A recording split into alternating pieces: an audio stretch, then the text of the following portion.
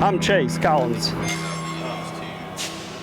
I am the UAS Program Director for the City of Troy Utilities. I don't want to send personnel up there that we don't have to, you know, when a UAS can do the job.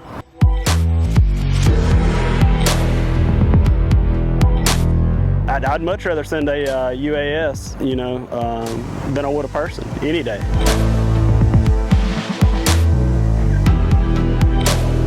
There's a huge market here for industrial inspection in a closed area, confined area that other drones are just not capable of doing.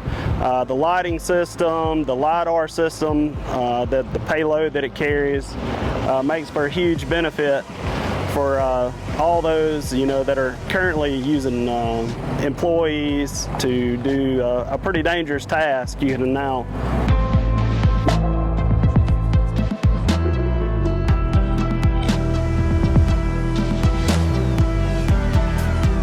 very smooth, captures data quickly, able to get into spaces that I normally wouldn't. Lights, the cage, the LiDAR package, you know, the CG on it was perfect, no drifting, no issues, powerful drone.